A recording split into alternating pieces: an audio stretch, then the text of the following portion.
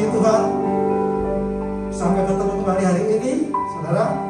Hari ini kita mempersiapkan hati kita untuk datang kepada Tuhan kembali, untuk beri yang terbaik buat nama Tuhan. Sebab Tuhan baik buat kita semua. Di hari ini kan kita ada semangat anugerah dan kasih setia Tuhan. Haleluya. Kita tundukkan kepala terlebih dahulu, kita berdoa kepada Tuhan. Mengucap syukur ya Tuhan, di hari ini kami datang kembali pada Engkau dengan tubuh yang sehat, dengan sukacita yang daripada Tuhan. Ampuni setiap dosa kesalahan kami Tuhan, yang telah kami perbuat yang tidak menyenangkan hati Engkau Tuhan. Ampuni kami, lalaikan kami. Kami rindu datang kepada Engkau memberi yang terbaik dengan segenap tubuh jiwa roh kami, dengan kekudusan hati kami. Terima kasih Tuhan, terima kasih Yesus. Biar sukacita itu hanya daripada Engkau saja Tuhan. Biar persembahan pujian kami hanya bagi Engkau dan untuk kemuliaan nama Engkau. Terima kasih Yesus, terima kasih Tuhan. Mari semua siap untuk bersorak-sorai bagi nama Tuhan. Kita sama-sama katakan amin, haleluya. Saya percaya hari ini ada sukacita di rumah Tuhan. Saya sudah senang kali beri kita memuliakan nama Tuhan.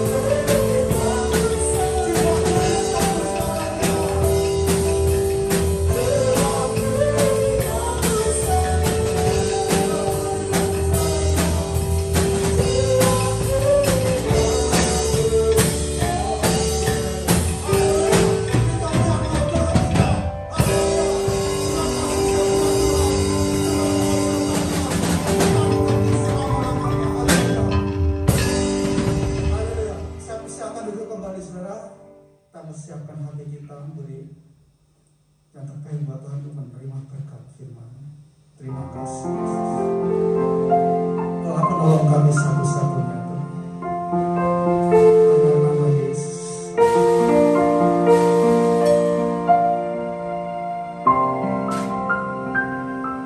Segala perkara dapat kutanggung di dalam Dia yang memberi kekuatan. Tuhan Yesus penolong dan sahabat. Tetap percaya Tuhan setia. Kami percaya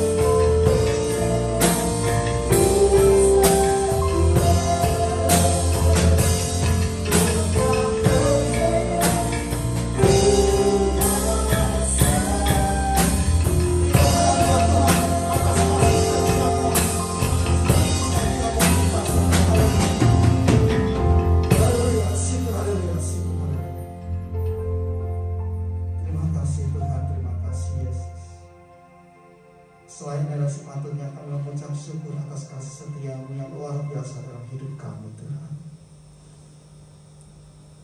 Demikian buat kami Tuhan.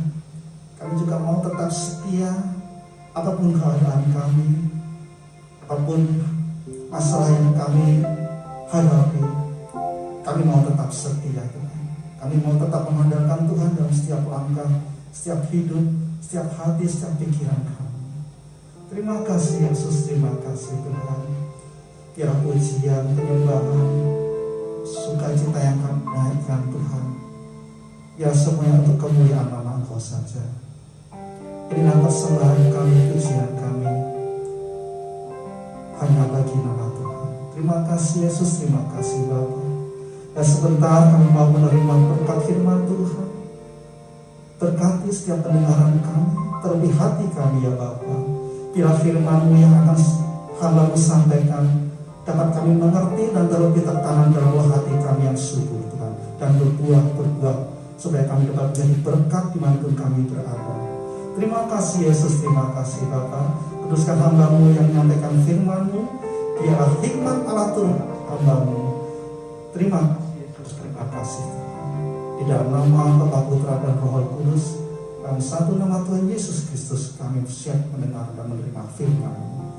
Yang siap mendengar firman Tuhan sama-sama katakan amin, haleluya. Shalom, selamat pagi Bapak Ibu jemaat yang ada di rumah masing-masing. Mari kita sama-sama mendengarkan firman Tuhan pada minggu ini. Mari kita sama-sama buka Alkitab kita di dalam Matius 6 ayat 25 sampai yang ke-34.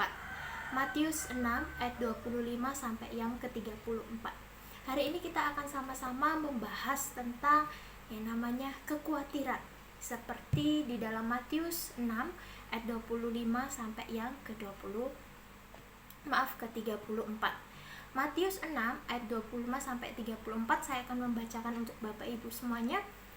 Karena itu aku berkata kepadamu, janganlah khawatir akan hidupmu, akan apa yang hendak kamu makan atau minum, dan janganlah khawatir pula akan tubuhmu, akan apa yang hendak kamu pakai. Bukankah hidup itu lebih penting daripada makanan, dan tubuh itu lebih penting daripada pakaian? Pandanglah burung-burung di langit, yang tidak menabur dan tidak menuai, dan tidak mengumpulkan bekal dalam lumbung, namun diberi makan oleh Bapamu yang di surga. Bukankah kamu jauh melebihi burung-burung itu? Siapakah di antara kamu yang karena kekhawatirannya dapat menambahkan sehasta saja pada jalan hidupnya? Dan mengapa kamu khawatir akan pakaian? Perhatikanlah bunga bakung di ladang, yang tumbuh tanpa bekerja dan tanpa meminta. Namun aku berkata kepadamu, Salomo dalam segala kemegahannya pun tidak berpakaian seindah salah satu dari bunga itu. Jadi, jika demikian, Allah mendandani rumput di ladang yang hari ini ada dan besok dibuang ke dalam api, tidakkah Ia akan terlebih lagi mendandani kamu, hai orang yang kurang percaya? Sebab itu janganlah kamu khawatir dan berkata, apakah yang akan kami makan? Apakah yang akan kami minum? Apakah yang akan kami pakai? Semua itu dicari bangsa-bangsa yang tidak mengenal Allah. Akan tetapi, Bapamu yang di surga tahu bahwa kamu memerlukan semuanya itu. Tetapi carilah dahulu kerajaan Allah dan kebenarannya, maka semuanya itu akan ditambahkan kepadamu. Sebab itu janganlah kamu khawatir akan hari besok, karena hari besok mempunyai kesusahannya sendiri. Kesusahan sehari cukuplah untuk sehari.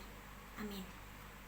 Bapak Ibu Saudara yang dikasihi oleh Tuhan, di dalam keadaan krisis ini kita mengalami banyak masalah yang bisa menimbulkan kekhawatiran bahkan ketakutan. Perusahaan yang bangkrut seperti ribuan karyawan yang sudah dan akan kena PHK, masalah dampak sosial dari jumlah pengangguran yang semakin meningkat, banyak juga yang sudah terjangkit COVID, angka masih terus meningkat, tidak sedikit juga yang sudah meninggal dunia. Kemudian masalah-masalah relasi hubungan di dalam keluarga, khawatir akan hari depan pendidikan anak-anak dan sebagainya. Mungkin juga di antara saudara ada yang sudah mengalami dan sedang mengalami sakit COVID pada saat ini dan khawatir karena tidak tahu sembuh atau tidak. ada yang mungkin sakit yang lainnya, dan khawatir, takut menghadapi hari depan. Di dalam keadaan yang tidak menentu ini, biarlah firman Tuhan pada hari ini yang kita dengarkan dalam bagian ini boleh menjadi kekuatan bagi kita semua pada hari ini. Bapak Ibu Saudara yang dikasihi oleh Tuhan, perkataan Yesus Kristus bagi kita adalah jangan khawatir akan hidupmu. Tuhan menaruh kalimat jangan khawatir, jangan takut ini sekitar 360 kali diulang terus di dalam kitab suci. Tuhan tahu manusia memang sulit untuk menghindarkan diri dari rasa takut ini. Tuhan memulai bagian ini dengan karena itu. Karena apa? Itu sebabnya di perikop sebelumnya Tuhan berkata, engkau tidak bisa mengabdi pada dua tuan, sebab nanti engkau akan mengasihi yang satu dan mengabaikan yang lainnya. Apakah Tuhan mempersalahkan kita memiliki harta dan keinginan kita untuk menabung? Tidak. Ini adalah permasalahan materialisme. Tuhan tahu kecenderungan akan hati kita, yaitu untuk mencintai harta milik lebih daripada Tuhan sendiri. Pengabdian di sini tidak sama dengan istilah kita mengabdi kepada atasan kita, misalnya seperti kerja dalam office kantor 8 jam. Tetapi ini pengabdian seorang budak yang seluruh hidup dan waktunya diberikan kepada tuannya. Kitab suci, Alkitab kita mengajarkan fokus hati kita ini haruslah satu-satunya, yaitu Tuhan sendiri. Bapak Ibu pasti ingat orang muda yang kaya di dalam kitab kita, yang hatinya mendua, yang dengan sedih pilih meninggalkan bergantung kepada Tuhan daripada bergantung kepada miliknya. Tuhan mengajar kita di sini, engkau harus membuat prioritas dan fokus di situ. Seperti Maria yang duduk di kaki Yesus, memprioritaskan Tuhan. Tapi Marta kebalikannya, hatinya banyak terbagi-bagi. Itu kekhawatiran di situ. Ia sepertinya sibuk sekali melayani, tapi Tuhan tidak merasa dilayani. Prioritas kita ditentukan oleh arah hati kita. Karena itu, seperti yang tertulis yang sudah kita baca, karena itu aku berkata kepadamu, jangan khawatir. Karena apa? Karena 3 hal ini. Yang pertama, Tuhan Yesus mengajarkan kepada kita, jangan khawatir kalau engkau menaruh prioritasmu kepada Tuhan. Karena Bapa tahu apa yang kita perlukan. Bahasa asli dari khawatir adalah menerima, menunjuk pada suatu keadaan jiwa seseorang yang cemas, gelisah, takut berlebihan terhadap sesuatu yang belum terjadi. Bedakan antara prihatin di sini dan khawatir. Prihatin membuat kita merencanakan sesuatu untuk hari depan, tetapi khawatir membuat kita panik, ketakutan, tidak beriman kepada Tuhan. WHO memberikan data tentang anxiety disorder. Maaf kalau saya salah menyebutkannya. Namun dikatakan bahwa ketakutan mereka tidak jelas, dan firman ini berkata, janganlah kamu khawatir. Karena berlawanan dengan iman percaya kita, di dalam kitab Matius, Bapak Ibu, di dalam kitab Matius, iman itu adalah persoalan kebergantungan yang praktis kepada pemeliharaan Tuhan. Contohnya seperti tentang perwira yang hambanya sakit namun merasa tidak layak untuk menerima Tuhan datang ke dalam rumahnya. Perwira tanpa nama ini, ia memiliki iman yang besar, percaya kepada Yesus yang berkuasa dan mau menolong dia, dan percaya akan apa yang dia dengar tentang Yesus selama ini sebagai benar adanya, kalau memang Yesus benar-benar bisa melakukan berbagai mukjizat. Iman datang kepada Yesus sebagai orang yang tidak berdaya, orang berdosa yang terhilang, dan menaruh jiwa kita di tangan Tuhan. Yesus berkata, jangan khawatir. Hai orang yang menaruh prioritas kepada Tuhan. Kita yang percaya kepada Yesus bukan seperti orang-orang yang tidak mengenal Allah. Justru di dalam Kristus kita punya privilege untuk panggilan Allah sebagai Bapa. Sama seperti seorang anak, kalau anak kecil dia tidak pernah worry atau takut akan apa yang akan dia makan besok, karena ia tahu papa atau mama akan sediakan makanan bagi dia. Itu iman yang bergantung penuh pada kesadaran bahwa Bapa yang tahu dan akan memenuhi kebutuhan kita, bahkan sebelum kita meminta kepada Tuhan. Rasa khawatir yang berlebihan hanya akan membawa kepada penyakit kronis, padahal banyak yang kita khawatirkan tidak terjadi pada hidup kita. Banyak di antara kita khawatir di dalam dua hal. Khawatir tentang masa lalu. Ketahuilah, ada dua hal kenapa kita khawatir. Yang pertama, khawatir tentang masa lalu. Ketahuilah, bagi orang percaya, masa lalu itu sudah dibereskan di dalam Yesus Kristus. Jangan mau terus ditipu oleh setan sehingga melemahkan semangat Bapak Ibu, melemahkan saya untuk berjuang bagi Kristus. Kita dilumpuhkan dengan terus diganggu hati nuraninya. Kemudian kita seringkali khawatir, banyak khawatir tentang masa depan. Disinilah Tuhan berjanji, Bapa yang tahu apa yang kamu butuhkan akan memelihara engkau. Coba pikir, masa lalu sudah tidak mungkin diubah, masa depan juga bukan di tangan kita. Maka Yesus mengajar bahwa Bapa yang akan memelihara hari depan kita, yang penting beriman kepada Dia. Orang beriman memang tidak bebas dari derita di dalam perjuangan hidup kita. Tapi itu bukan berarti Tuhan tidak peduli.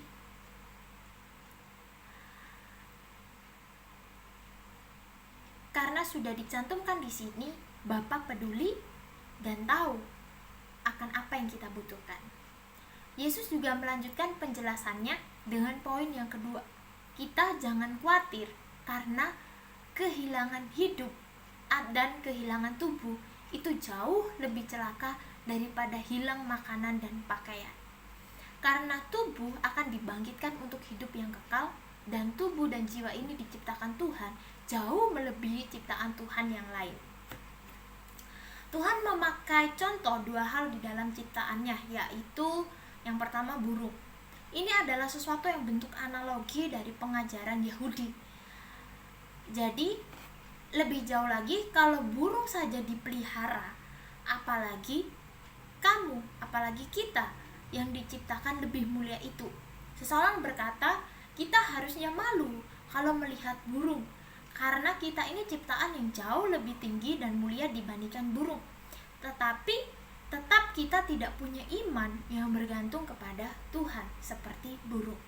Coba lihat burung, terus terbang di udara, bernyanyi-nyanyi, mereka tidak khawatir meski mereka tidak tahu apa yang mereka akan makan besok. Burung tidak menabur, dan burung juga tidak menuai, dan tidak mengumpulkan bekal di dalam lumbung, dan dipelihara Bapa. Tapi mereka juga akan mati kelaparan, kecuali mereka terbang dan mencari makanannya. Makanan itu didapat. Untuk mendapatkan makanan itu, mereka harus terbang dan mencarinya. Tapi burung itu dapat makanan bukan karena pekerjaan mereka, tapi mereka bergantung kepada kebaikan Tuhan. Ini merupakan keseimbangan. Tuhanlah yang telah menaruh di mana makanan itu dapat ditemukan oleh burung. Burung memiliki insting yang diberikan Tuhan. Nah, Bapak Ibu, setiap orang dipanggil berbeda-beda oleh Tuhan. Tapi intinya kita harus bekerja dan sekaligus bergantung kepada pemeliharaan Bapa. Orang demikian tidak mungkin kelaparan. Tidak perlu khawatir apakah uang cukup nanti kalau sudah pensiun. Semua yang kita khawatirkan ini belum terjadi, bukan? Kalau Bapak Ibu sudah bekerja sesuai dengan kehendak Tuhan, tidak perlu khawatir. Tidak perlu khawatir lagi meski hidup mungkin saat ini pas-pasan. Memang Tuhan sedang melatih kita semua untuk menjadi kuat dan rendah hati, supaya tidak menginginkan di luar porsi yang Tuhan tetapkan bagi kita semua. Tetapi kalau kita sendiri malas, tidak mau bekerja, kita perlu bertobat, kita perlu mengoreksi diri kita sendiri. Jadi Bapak Ibu harus belajar juga. Yang tadi kita dari burung, di Alkitab juga disebutkan kita harus belajar dari semut yang kecil itu, yang kerja keras, diberi makanan oleh Bapa. Itu sebabnya kita tidak boleh menjadi orang Kristen yang malas. Di dalam masa krisis ini, berharaplah kepada Tuhan karena janji Tuhan. Bapa di sorga tahu apa yang kamu butuhkan dan Dia memelihara kamu. Tidak pernah orang percaya ditinggalkan Tuhan sehingga mengemis dan mempermalukan nama Tuhan. Selain belajar dari burung, di dalam firman ini Tuhan juga mengajarkan kita kepada ciptaannya yang lain yang jauh lebih rendah daripada kita, yaitu bunga. Bunga tidak memintal untuk dirinya. Mereka bukan malas, tapi memang Tuhan menciptakan demikian. Tuhan tidak meninggalkan bunga yang jauh lebih rendah daripada Tuhan, tetapi Tuhan dengan kuasanya mendandani mereka. Tuhan sudah memelihara bunga yang umurnya pendek sekali, yang dicipta jauh lebih rendah dari kita. Itu saja Tuhan sudah pelihara. Bagaimana dengan kita? Tuhan berkata, siapa di antara kamu karena kekhawatiranmu bisa menambahkan sehasta saja pada jalan hidupmu? Sehasta ini sekitar dari ujung jari kepada siku kita ya, ujung jari sampai siku kita, 46 cm. Itu dipakai Tuhan untuk menggambarkan waktu hidup manusia. Manusia itu ada di tangan Tuhan. Kita tidak bisa kontrol hidup kita sendiri. Mau umur berapa kita mati, kita tidak bisa rencanakan. Kita bisa jaga kesehatan, tapi kita tidak bisa menambah umur kita. Hidup manusia tidak bisa diperpanjang sedikit pun oleh kepandaian manusia. Baik kemajuan di dalam medis dan teknologi yang bisa sampai buat vaksin untuk virus COVID nantinya, jika waktu yang Tuhan tetapkan sudah datang, maka manusia juga akan mati. Dengan kata lain, jika tugas kita sudah selesai, kita akan dipanggil Tuhan. Tuhan sendiri yang akan menyediakan apa yang diperlukan anak-anaknya sampai rencana yang Dia berikan itu selesai dalam kehidupan kita. Maka kalau hidup kita tidak bisa ditambah sedikit pun, di dalam Alkitab dikatakan, ajarlah kami untuk hidup sehari demi sehari, ya Tuhan. Nah, Bapak Ibu, apakah ketenangan kita, apakah kedamaian kita di hati kita adalah karena deposit kita di bank? Tuhan berkata, percayalah kepadaku, bukan kepada uangmu. Yesus mengajar kita jangan khawatir hari besok, karena hari besok punya kesusahannya sendiri. Ada salib yang harus kita pikul, maka Tuhan yang mengirimkan salib itu juga akan mengirimkan anugerahnya bagi kita yang cukup untuk menanggung. Yang ketiga adalah carilah dulu kerajaan Allah dan kebenarannya, maka engkau akan terbebas dari rasa khawatir itu. Di awal sebelumnya kita semua diajar untuk prioritas hidup kita kepada Tuhan. Di tengah berbicara soal kekhawatiran, lalu ditutup di bagian akhir ini juga Tuhan berikan obatnya kepada kita, bagaimana untuk tidak khawatir, yaitu carilah dahulu kerajaan Allah. Cari dahulu ini bukan di dalam pengertian waktu, tapi fokus. Dalam prioritas yang ingin disampaikan bukanlah soal first thing first saja. Yang pertama, bukan berarti setelah cari Tuhan boleh cari setan. Setelah melayani di gereja, engkau boleh pergi melakukan kejahatan, melakukan dosa, atau engkau melakukan hal-hal yang bukan kehendak Tuhan. Itu salah. Tetapi yang diinginkan Tuhan adalah kita harus menjadikan Tuhan dan kerajaannya satu-satunya yang penting dan fokus di dalam hidup kita. Kita semua orang-orang yang sudah disucikan, dikuduskan oleh darah Kristus, Bapak Ibu Saudara yang dikasihi oleh Tuhan, menjadi anggota kerajaan Allah. Fokus kepada kerajaan itu artinya kita taat mengerjakan apa yang menjadi kehendak raja kita itu, yaitu hidup harus menyenangkan Tuhan.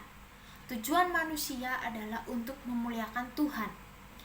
Bukan kita tidak boleh berusaha untuk mencapai kesuksesan dalam hal materi, tetapi fokus hati kita itu di mana?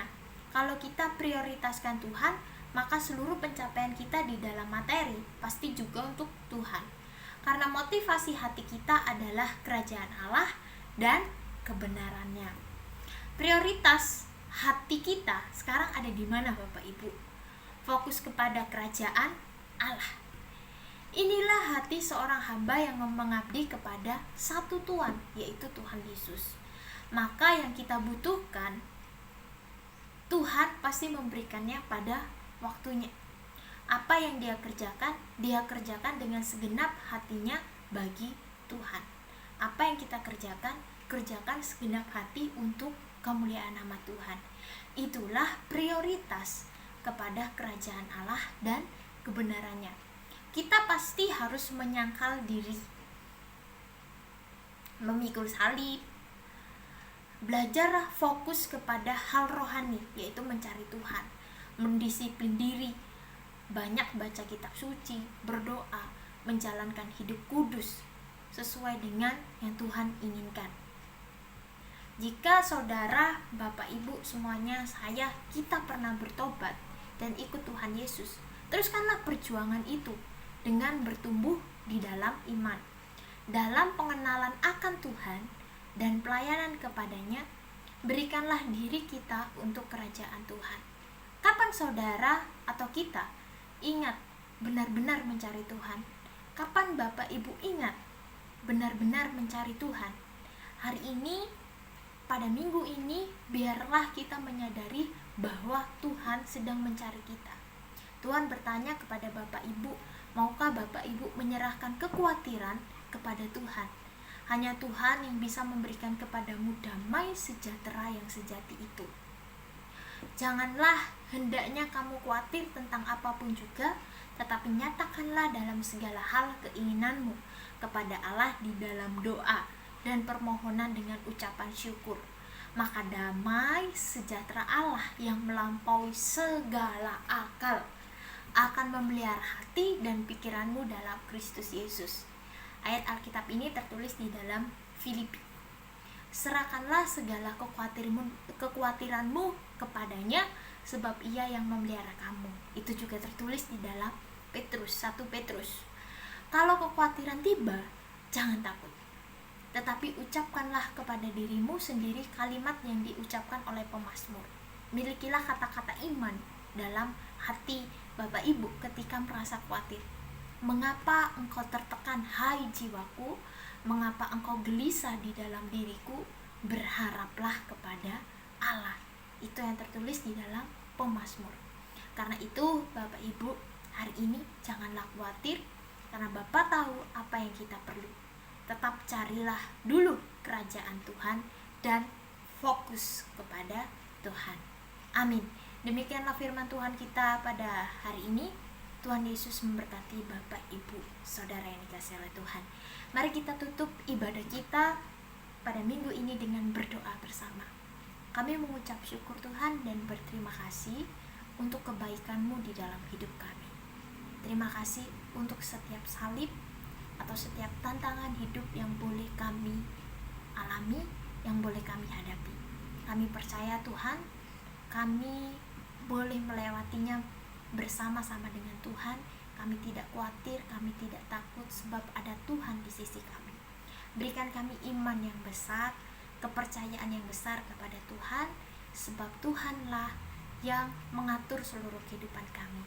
Ajar kami untuk memprioritaskan Tuhan, mengutamakan Tuhan dalam hidup kami, sebab hanya Engkau Tuhan yang layak dimuliakan dalam hidup kami.